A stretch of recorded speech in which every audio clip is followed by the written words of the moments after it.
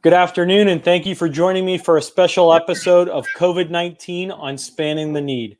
Today, we'll be talking with Kevin Harris, a COVID-19 survivor, and his journey over the last 3 to 4 months. Kevin, thank you for joining me. It's really appreciative that you take the time out of your busy schedule. No problem, my man.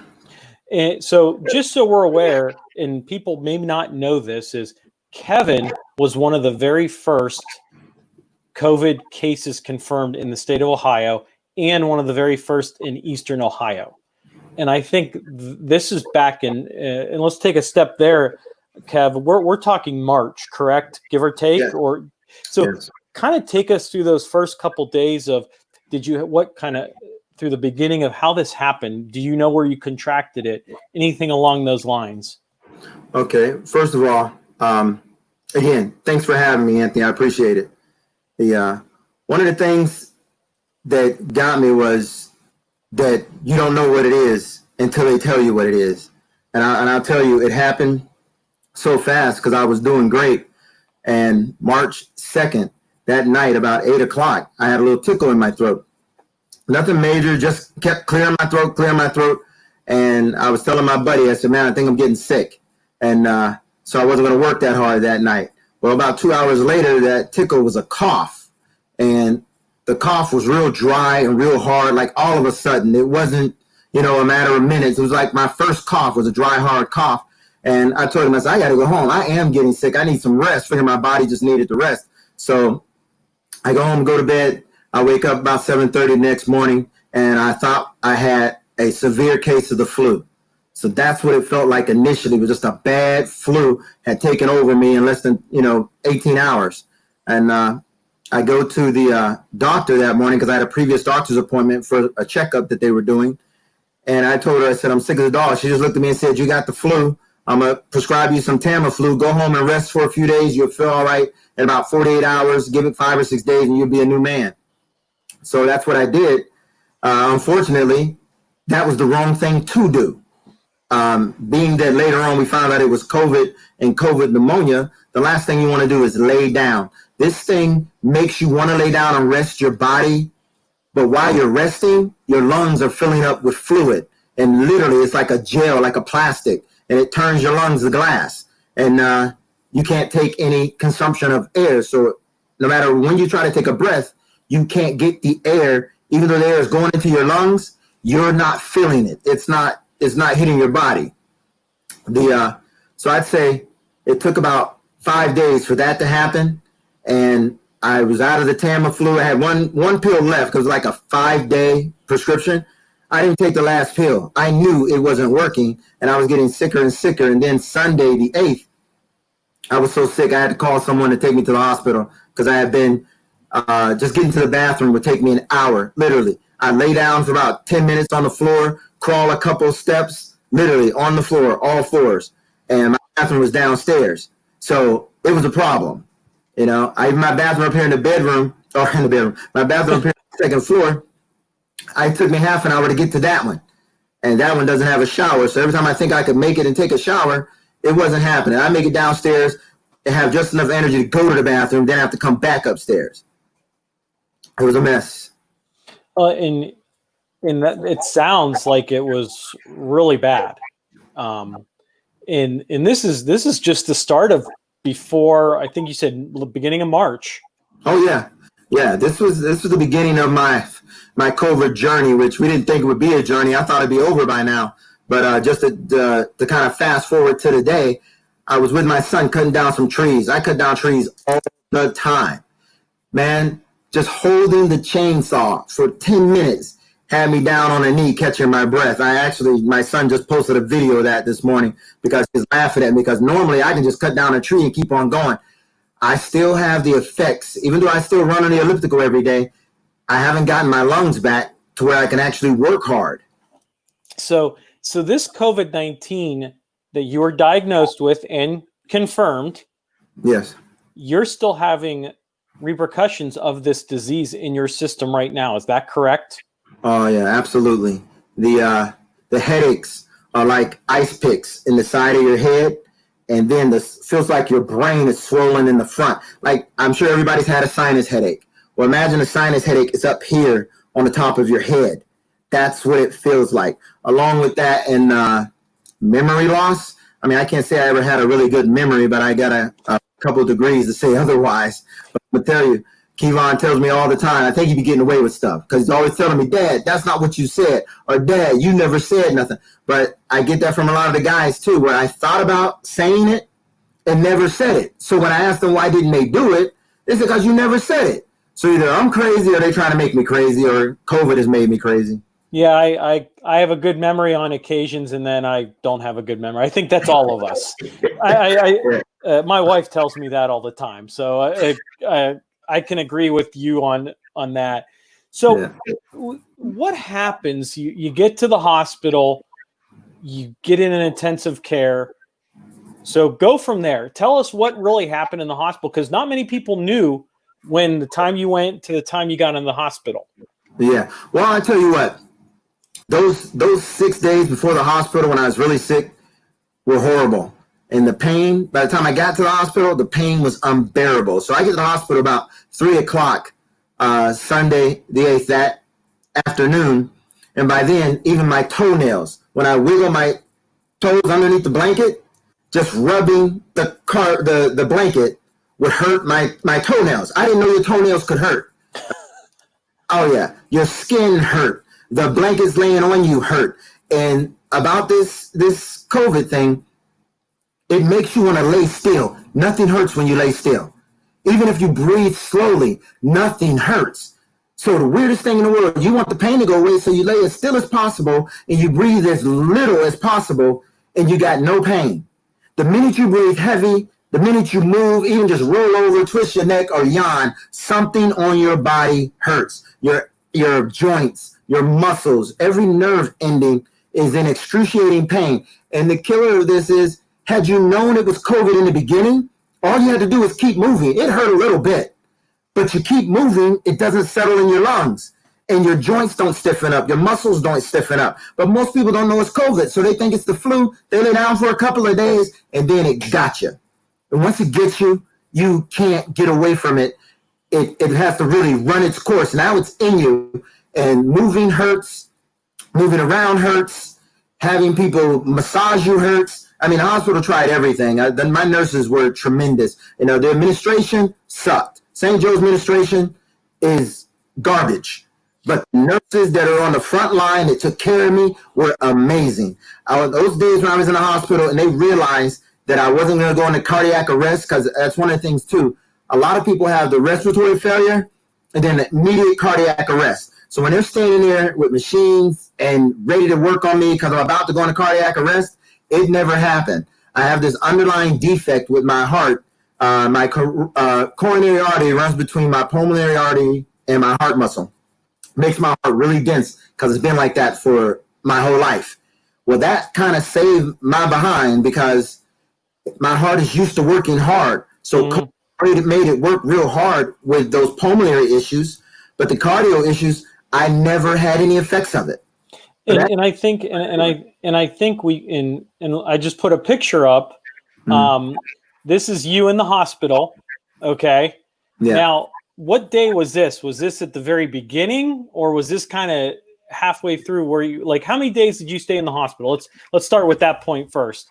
I was in the hospital 13 days. And what day? Do you have any idea when this picture was taken? What day that was?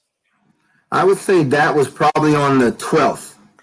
So this was towards the end of kind of coming out of the hospital at that time. Not exactly. I went in on the 9th. Okay.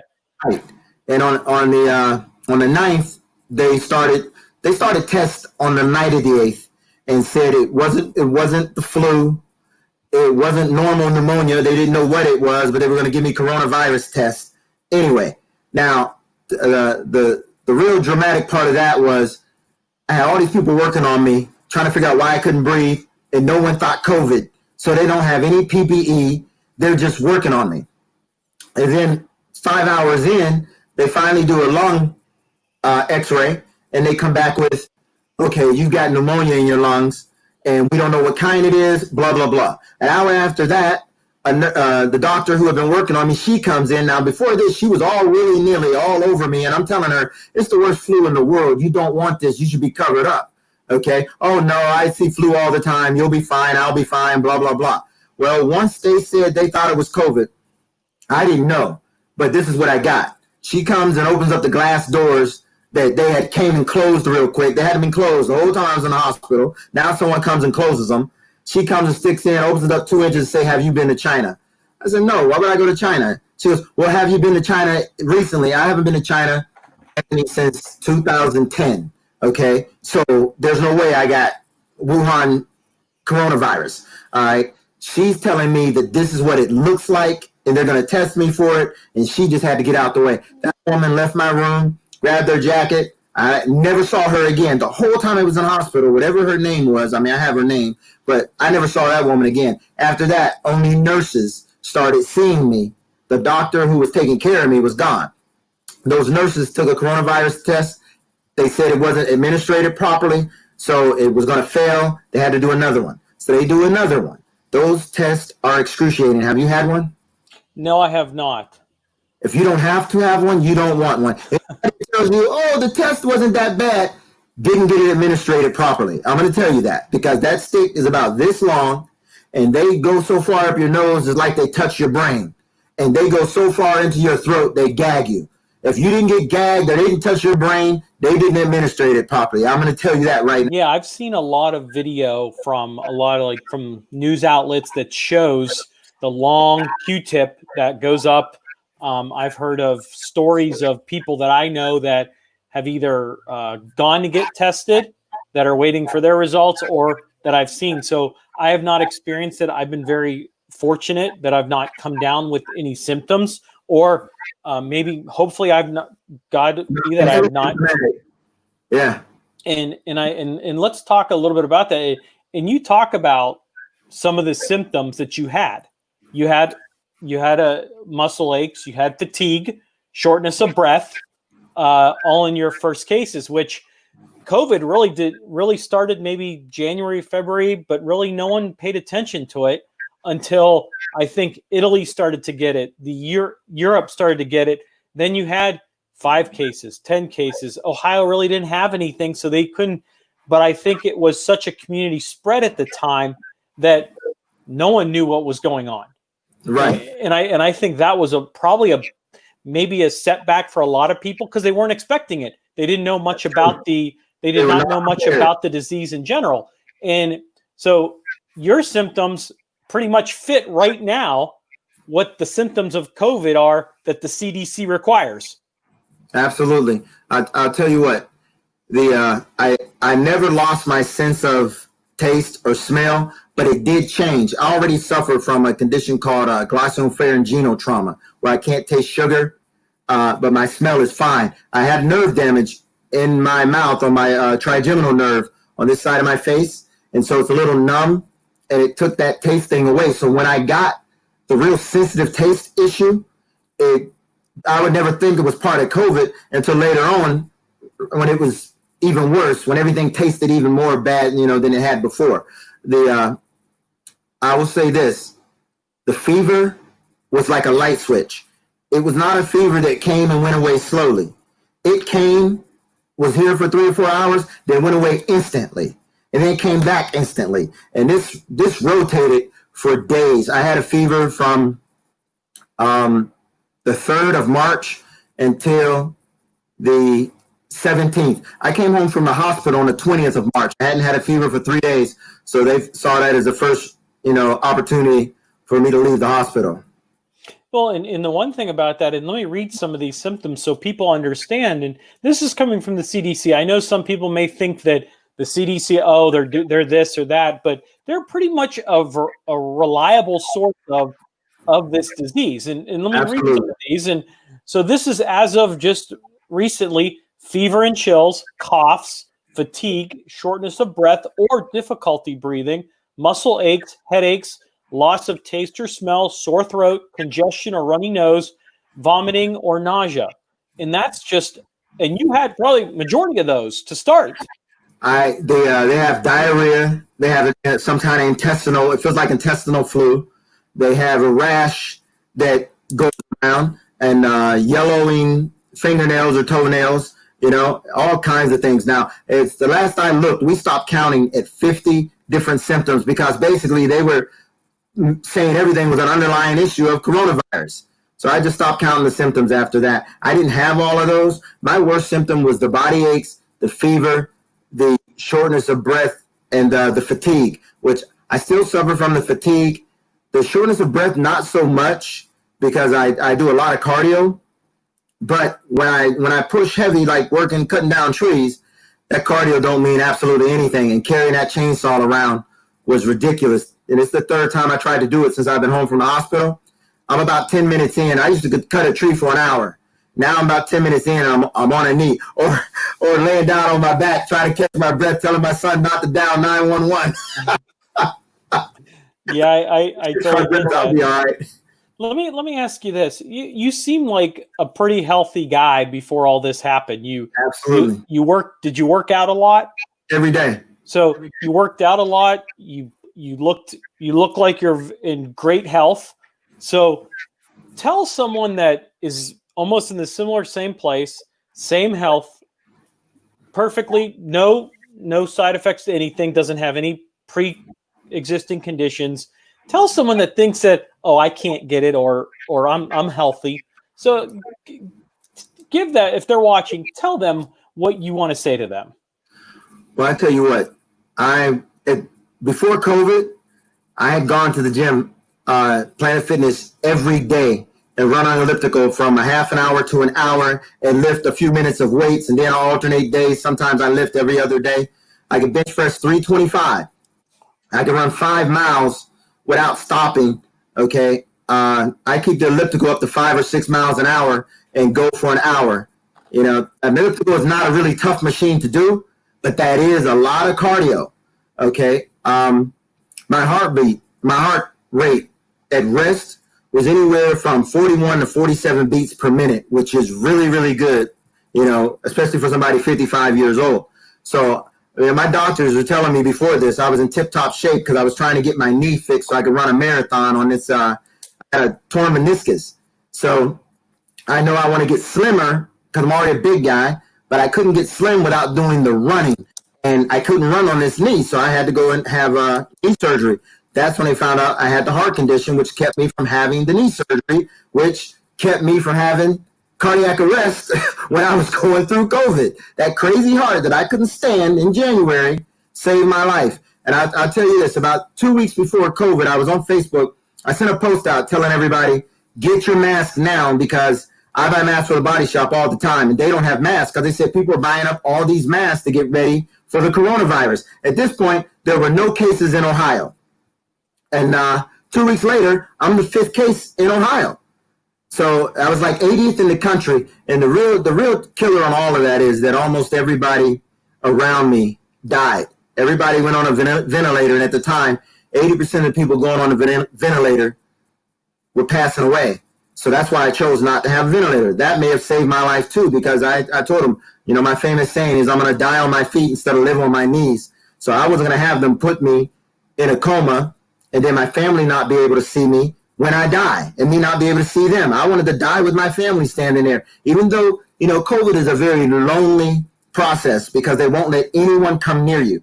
So these people, this 135,000 people that have died, very few of them have had an opportunity to say goodbye to their family members unless they did it like I'm talking to you through social media of some type.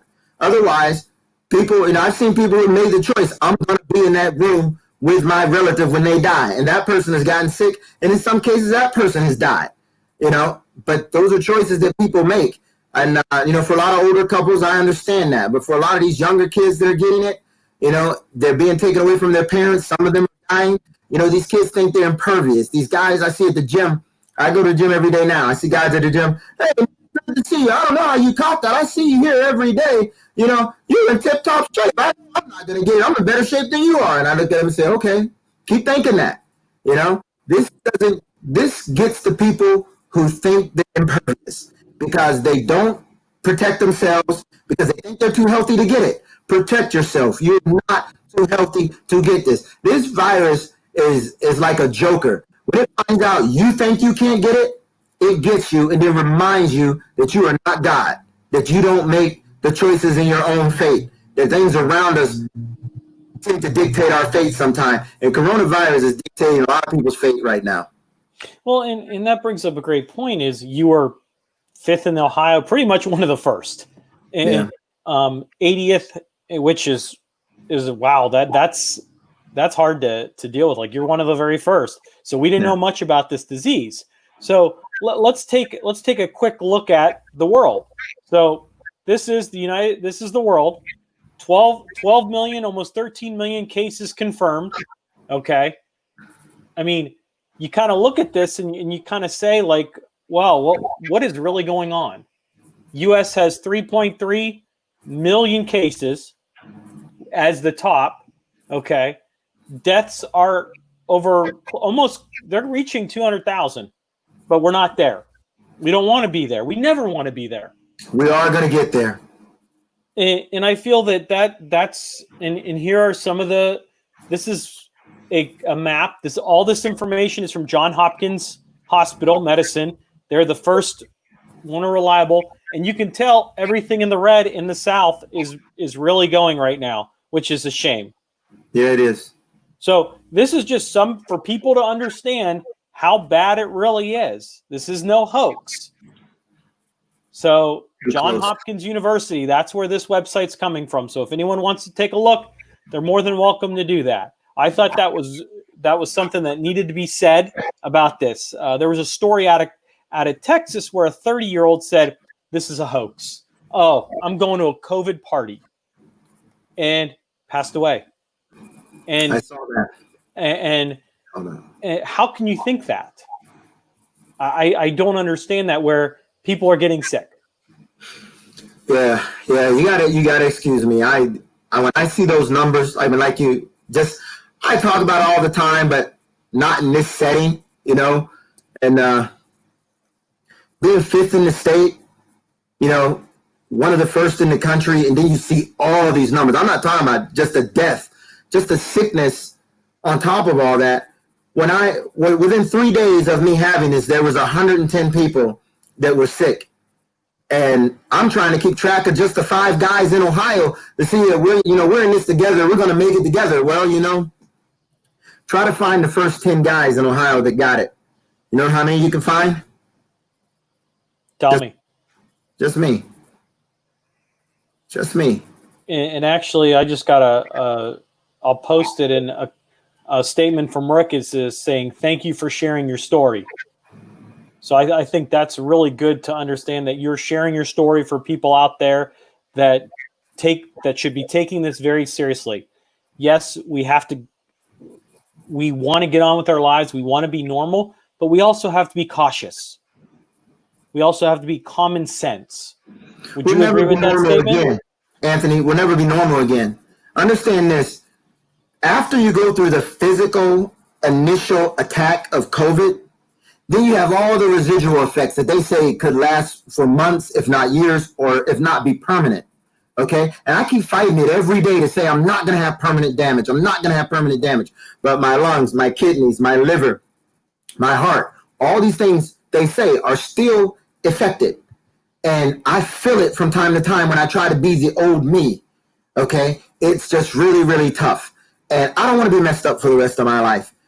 Another thing people don't understand, the psychological effects. I went through the survivor's remorse. I've done a lot of stuff in my lifetime. I'm not the nicest guy in the world. And I think, why did I deserve to live? Why am I still here when I know 4 other guys I got a chance to meet and they're gone. They were all great people. It really gets to you. The first 5 nights out of the hospital, nightmares, night terrors of dying and people dying around me and me causing people to die. I think the biggest blessing I got out of this whole thing is that I didn't get anyone sick, which is almost impossible when you think about the fact that I'm all over town. Every day I see 40 to 50 people, Home Depot, Lowe's, Menards, Sam's Club, several different restaurants, Taco Bell here every morning. I mean, no one else got sick. When the CDC calls and says, "Hey, We need to know who you saw so we can trace this back and see who you exposed. I didn't see anybody for 10 days. So I was at home doing Kevin Harris for 6 days before I got sick. I didn't see anybody. They didn't believe that. And fortunately, a month later, no one that knew me or was around me was sick. And I just prayed to God that when it did hit here, that it started somewhere other than me. And I hate to put that on somebody else, but it obviously was somebody else because it wasn't me. And you see it's all over Ohio now. You talk about where did I get it? The only place I went to in 6 days prior to that, me going to the Cleveland Clinic, was the Cleveland Clinic. And that appointment for my knee had been canceled. So I went to the Cleveland Clinic for 15 minutes, arguing and complaining. I still want you to look at my knee. You made me drive all the way up here. I got out of bed for this. Otherwise, I wouldn't have got out of bed because I was maxing and relaxing. I did this. You need to do your job. They said no and sent me home. There was a couple in the elevator with me, and I can't say their names, but eventually I was able to track them down because they died of coronavirus. Husband and wife. Okay? It's sad. Sick. I knew they were sick. I've told the story a million times. I thought they were arguing because they just looked really bad, like two people that just had a knockdown, drag-out fight. And I spoke to them, and they were like, kind of laughing about it, how she wasn't feeling well, and she was there to be checked, but he was sick too. And I was like, well, okay, good. I'm glad you weren't fighting on the elevator. Who want to walk into the middle of a husband and wife fighting on the elevator? Little did I know, I'd rather walk in on a fight than walk in on coronavirus. I don't want to be in the middle of a fight. My wife, happy happy life.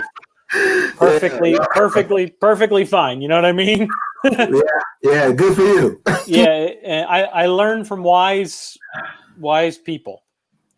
So now you're out of the hospital. You're getting better, but you still have symptoms. You still have it. So CDC and a variety of scientists and studies say we should be wearing masks. Do you agree with that assumption that the public should be wearing masks right now? Absolutely beyond a shadow of a doubt. When they first started saying just cover your face with anything, everybody was running around looking for the N95 mask. Now the best you can find is KN95. They won't even sell N95s to the general public. Correct. And now they got everybody making scarves and put a t-shirt over your head, put a pair of panties on your head if you have to, whatever it takes. Okay, I get that because it stops the larger droplets. And I don't know if you ever watch yourself, but get in front of a light and watch yourself talk, and you'll see everybody spews a little bit of mist, a little bit of spit. And that's what they're trying to stop. That you can stop. But the regular germs, you're not going to stop that. And it's helping. Believe me, it's helping because we can prevent passing this on to people and getting it, not so much as getting it, but passing it on with the mask. And since this thing hides in asymptomatic people, they're going to spread it without knowing they're spread it. They're sick, but because they don't have any symptoms whatsoever, they just keep running around willy-nilly, passing around to everybody else. So if you look at the countries like Singapore, Vietnam, Thailand, I've done a lot of interviews all over the world, and they haven't been hit nowhere near as hard as we have. And people say, well, they don't have much population. No, they don't.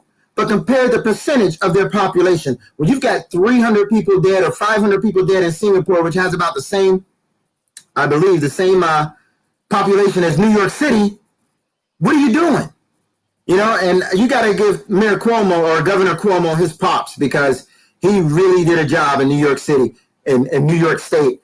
Even our governor, DeWine, he's doing a great job with Ohio. But this virus doesn't care about you doing a great job. It waits for you to get relaxed. It waits for you to drop your guard. And then it comes back out and gets you again. It's not going anywhere till we get something legit to fight it with. We're fighting a war with sticks and spears, and somebody's coming at us with a machine gun. That's what we're doing. And I think, and this brings up a good point, is let me share this. This is from Florida Atlantic University, and it shows how far just a cough can go. If people can see that, these are just someone coughing. You're not going to, it not even covered with your face. So this gives a perfectly good example and scientific information that here's an unprotected cough still in the air. It could go for 6, 12, 14 feet per this study. Yeah, look at it, still lingering in the air. Exactly. And I think this is a good example of not wearing a mask, coughing without covering your face. Now, you put it in, it's only, I think it was only 3 to 4 inches when you have an actual mask on. Yeah. And this show, and if they speed it up 4 times, this is still in the air. And I think that's what really shows what can happen with this disease or this virus that's out there. And I think that just shows a great example of just what this thing can do. It's not a hoax. It's serious. It's not the Spanish flu, but it's becoming that. For this is our modern day Spanish flu. That's exactly what it is. We should not be in the position that we're in because we have a whole lot more resources to protect us, okay, than this. I don't know if you ever look at any of the things that the past presidents have said, but we've had Bush and Obama, talk about a pandemic is coming. They know a virus is going to come that we're going to have to fight, and we have to be prepared for it. And we were not prepared. How about the wishful thinking? On the 13th, when the day after they were telling the public that I'm the guy with coronavirus, they shut the schools down. Schools are only going to be shut down a couple of weeks. Remember them saying that? Now they don't know when they're going to reopen them. And I don't know if you saw any of my posts, but I was telling people then, this is bad. There's no way they're going to reopen the schools anytime soon. Kids aren't going back to college. They're going to shut them down. They haven't even shut the colleges down at that point in time. Now everything is shut down. I expected the whole country to get shut down within a month. And obviously you saw the way it went down. That didn't happen. Our federal government is not trying to shut the country down. The states shut down one by one. And then because of economic pressure and civil unrest, if you call it that, they started opening back up too soon. And now we're going to feel the repercussions of that. More than once I posted on my Facebook page, the Coronavirus Warriors, that we were going to have 150,000 deaths by August. I don't want that to happen, but look where we are. And because of the reopening, another thing they're not doing, they're not telling us all the time frames. I'm sure you're aware now that the cases that they're reporting are on a 2-week lag. Correct. Or something that they're just catching up. That's right. So they're saying today we had 9,000 cases in Florida. That was 2 weeks ago. That's the 2 week ago number. Mm-hmm. So, the other day it was 15,000.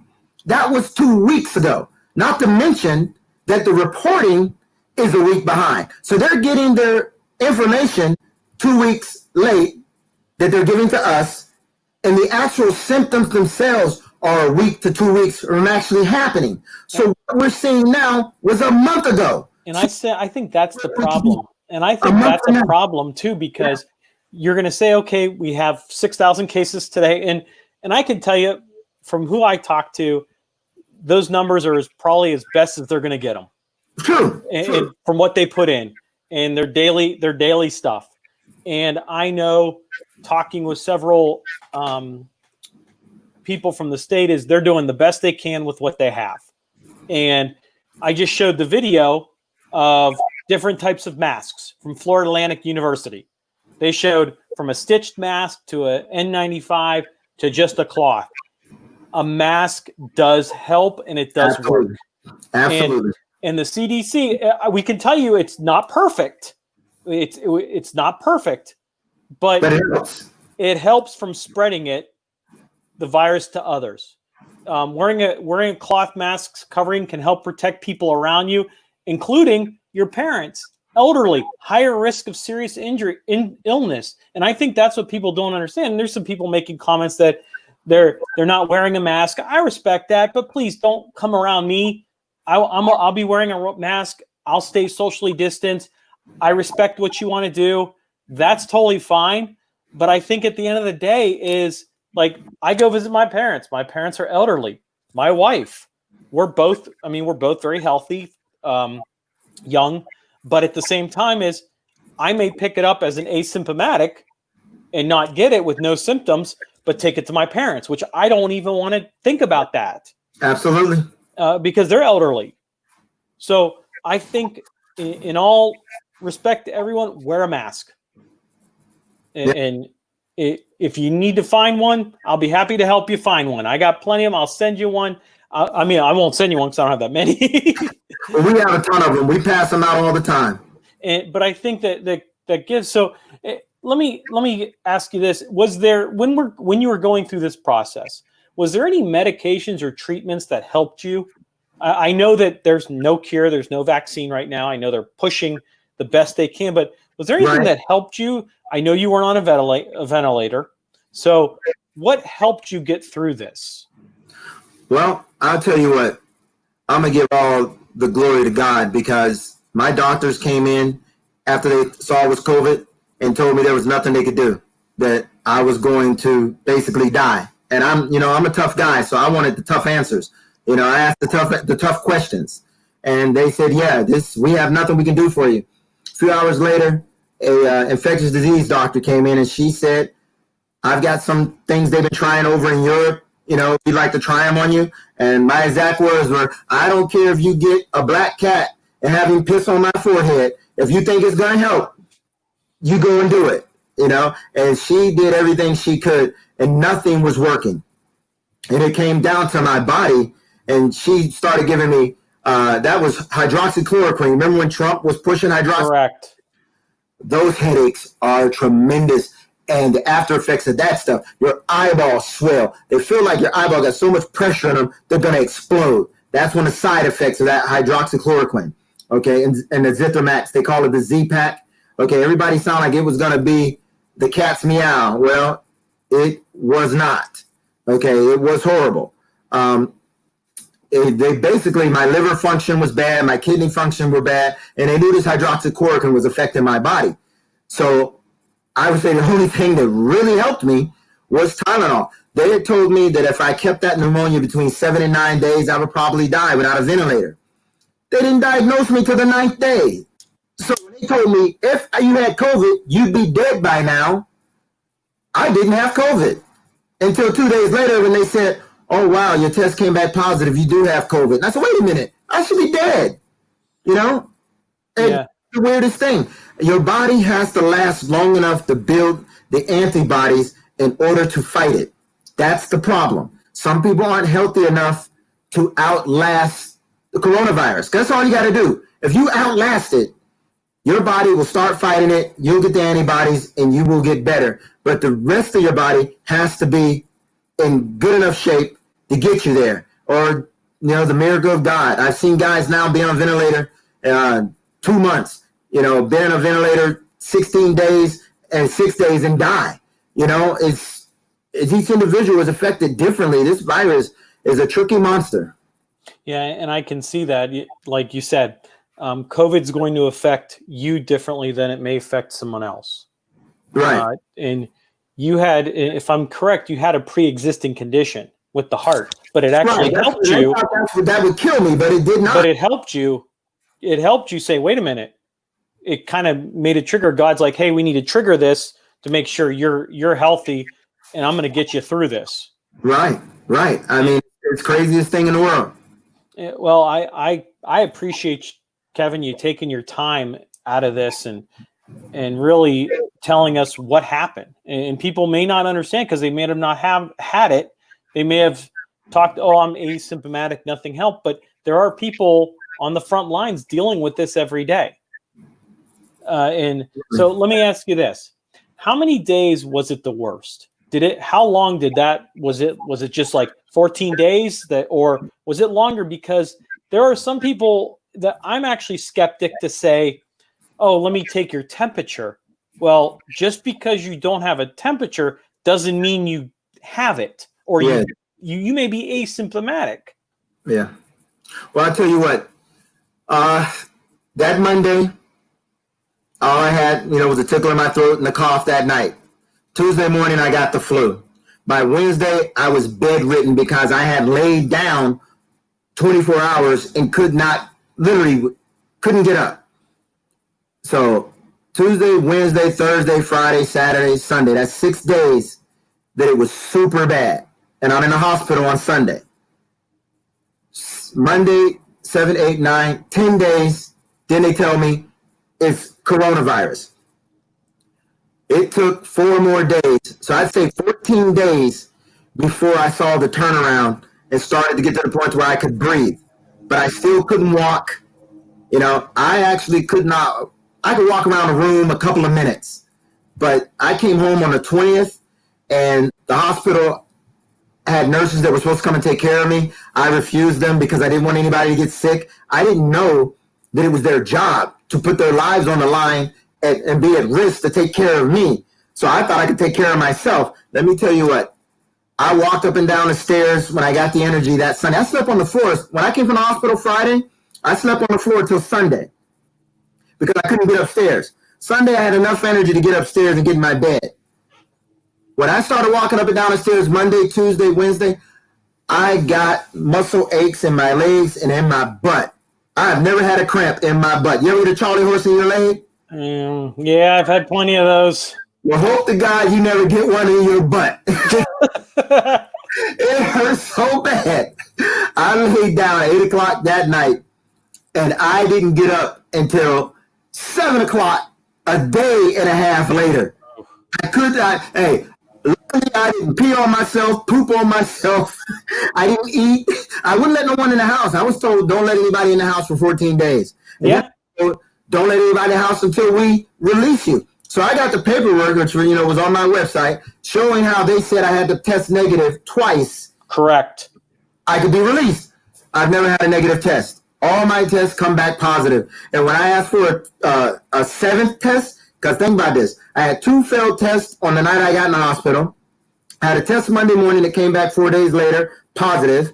I had a test that Saturday that they said, we took it too soon. The CDC told the hospital was trying to get rid of me. They wanted me to test positive so they could get rid of me and all my news media mess. But the CDC said, nope, we're not doing that test because it was too soon. So they waited until the following Thursday, tested me, and then tested me on Friday and threw me out of the hospital. Physically threw me out of the hospital after they told me I wouldn't leave till the following Monday. They actually told the news media, my attorney, my family, everybody, he's leaving on Monday.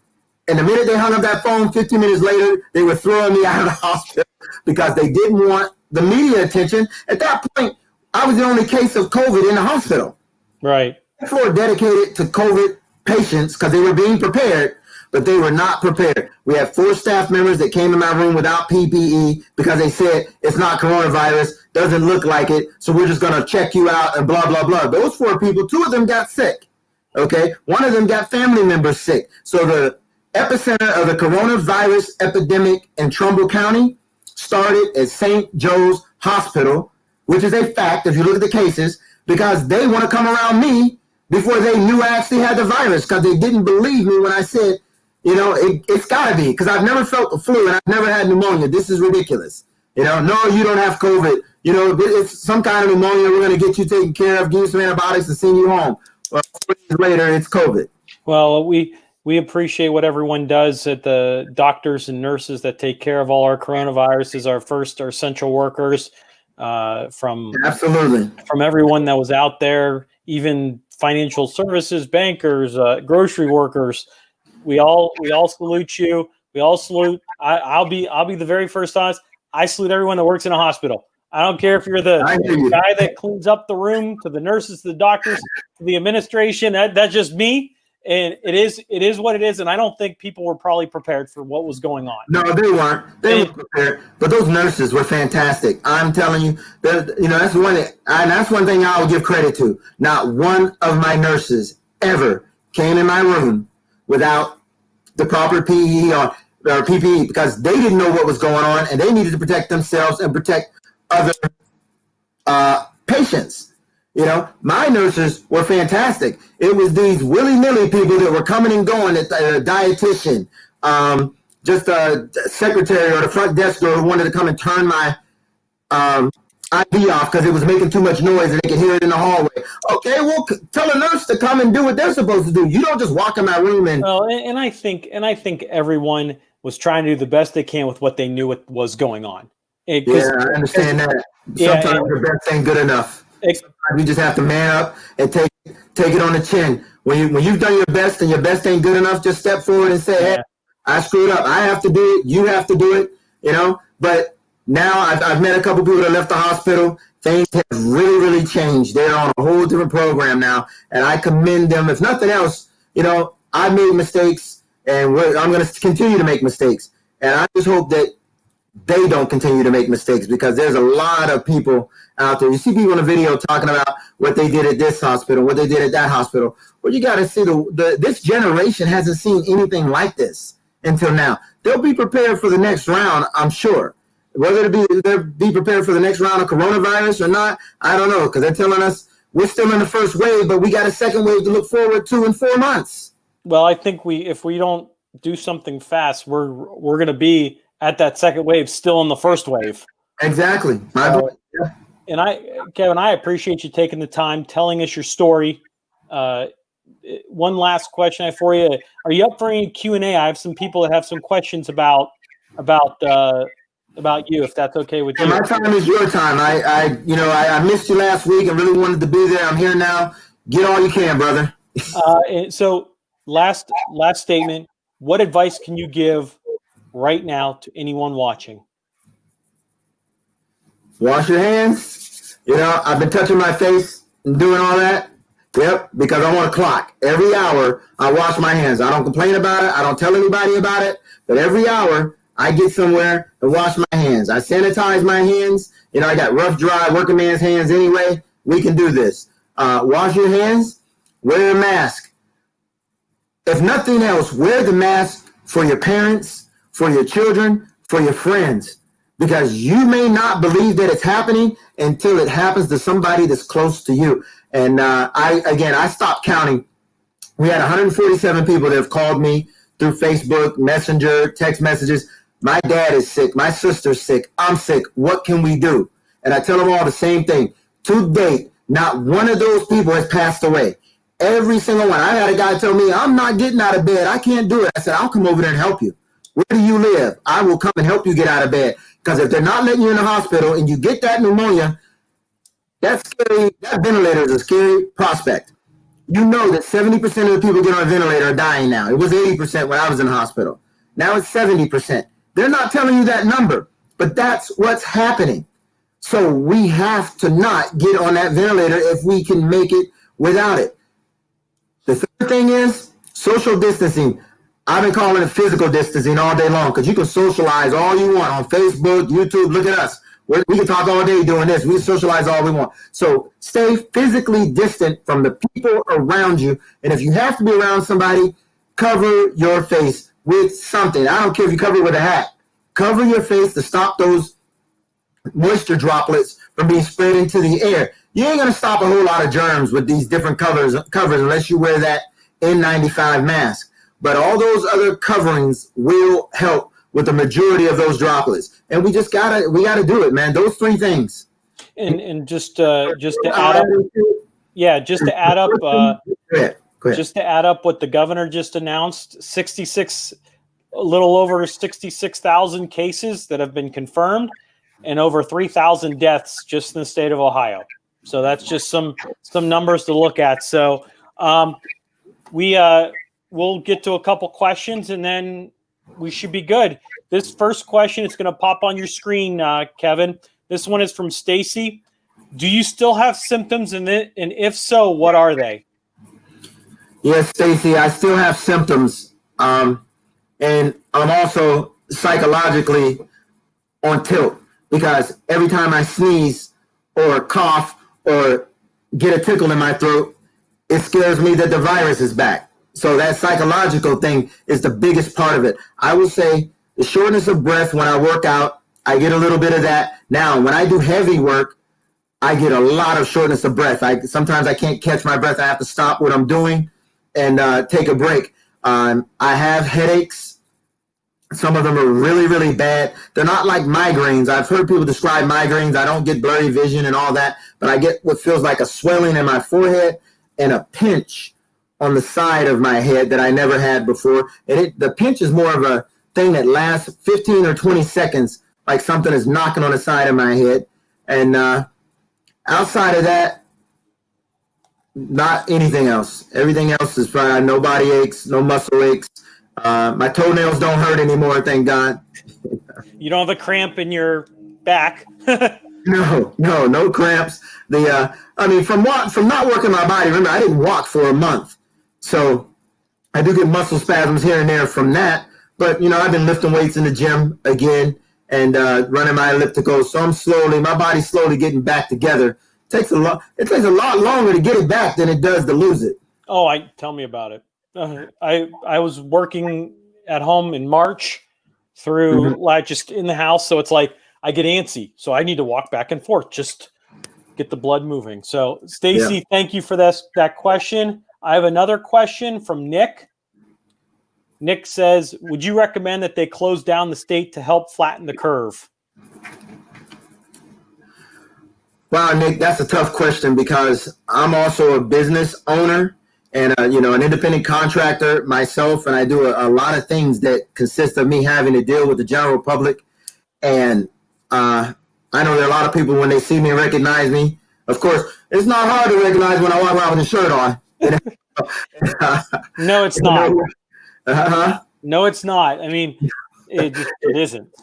Yeah, so people tend to shy away, which I'm good. I'm as much as I seem to be a people person, I like my privacy. It's like living two lives. I have a really public life, and then I have a very private life, and I don't get to enjoy that too much. I will say that I'd rather them shut the state down than watch more and more people die. The killer is you don't know how many people are going to die if you don't shut it down. So if they shut it down and only 20 more people die, they'll say that was because we shut it down. And people say, well, that many people weren't going to die anyway. Maybe it would have been 25. Well, would you want those other 5 people to be 5 people you knew? I'm good with my hands and I have a good career. I've lived a good life. I'm one of those people, I don't see it hard for me to pick things back up and make money again. But I'm watching restaurants go out of business. I'm watching other small businesses go out of business. I'm watching people lose their jobs and about to lose their houses, and people can't pay rent, can't pay bills, can't buy their kids school clothes, and everybody's trying to figure out whether their kids are going back to school anyway.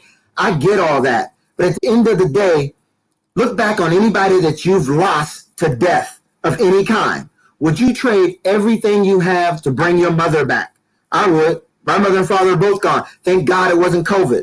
But I would give everything I have except a pair of drawers, because you can't walk around here naked. They lock you up for that. But honestly, I would give everything I have to bring my mom back or bring my dad back, or my cousin Vanessa. She died at 13. Let's bring her back. Well, we have an opportunity to look out for the people that we know are still alive. And we don't know if they're going to be alive a year from now because of this virus. So we should do everything we can to give them the best odds of surviving. And right now, the best thing we could do is shut this economy down. And of course, Anthony, you're going to get people say, well, what about suicides are up? And what about homicides are up? I get it. You're going to lose a lot of people no matter which way you do this. But we can make a choice how we're going to lose ours. I don't want to lose none of mine to COVID. So I tell all of mine to wear masks. We don't hug and kiss anymore. We used to hug and kiss each other all the time, my family. Now we just kind of look at each other and laugh and, say we'll get it in when we can. We've got to shut this down if we're going to slow this down. Otherwise, think about it. The only people who are going to be left are the people that are asymptomatic or the people who have the antibodies. We're going to kill everybody else because there's only 2 types of people in the world right now, Anthony. Those that have gotten the virus and those that are going to get the virus. Okay? You're going to get it. Whether you're asymptomatic or not, you're going to feel the repercussions of coronavirus, COVID-19 in your life. It's happening. It's happening all around us.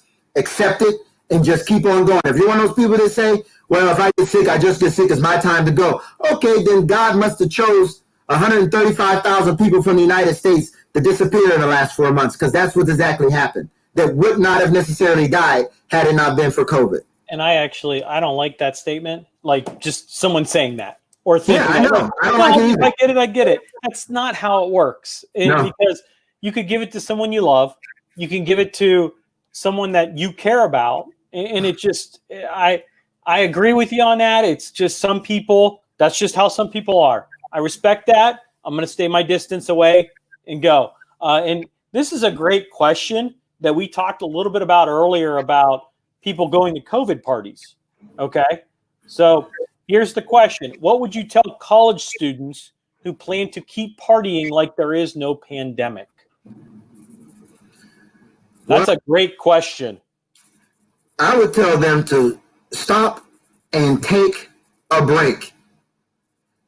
Pick up the phone and call your friends and ask them if they've known anybody that's been sick. Then find that person that's been sick and talk to them. Find that person that's lost a loved one and talk to them. Because all those college kids that are having a great time, sooner or later, someone they know is going to die of COVID. Sooner or later. Here's a question for you, and I know this might seem like it's totally off the subject, but when you think about the prison system, you know anybody in prison? I can't answer it because no one comes to my mind. You know anybody that's been to prison? Yes. That's your COVID answer right there. There are 2.3 million people in the prison system right now. Okay? The federal prison system. How many people would you say have been affected with COVID? 3 million? A little over 3 million, and if my numbers are correct. So besides me, how many people do you know have had COVID? You know some people that have had COVID. And I know friends that have had people pass away because of COVID. You're dealing with the same numbers as the prison system. People don't want to think about going to prison or don't want to think about somebody having been in prison. But we all either know someone or know someone that has someone that's in prison. That's the same thing that's happening with COVID. And that's just way too much. Way too much. You know, the prison system has 25% of the people in the world are in the United States prison system, but we only have 5% of the population. We're doing the same thing with COVID. Two things that we have decided we're going to ignore because they don't affect us directly until it does. Just like the prison system has started to affect everybody, COVID is affecting everybody. And if we don't do something about it, both of those systems have overwhelmed the systems that run them. The prison system is overrun and the hospital system is being overrun. Okay, two total disasters that our government has to work with. It is bad enough to have one epidemic, and then have a pandemic on top of that. Yeah, and I think you got a great point. This virus will affect someone you know somehow, some way by the time it's done. If it doesn't, God bless you. Absolutely. God did bless you. If it doesn't, he already blessed you. Yeah. And we're very fortunate. So Kevin, those are some great questions that we got from some people. Kevin, thank you for taking your time out of your day to give us this great information. I really appreciate it. Everyone, thank you for joining us for another episode of Spanning the Needs. Stay tuned. Tomorrow night we'll be with Oh Wow and the Science Guy Kids Edition. Be safe and God bless. Thank you for having me.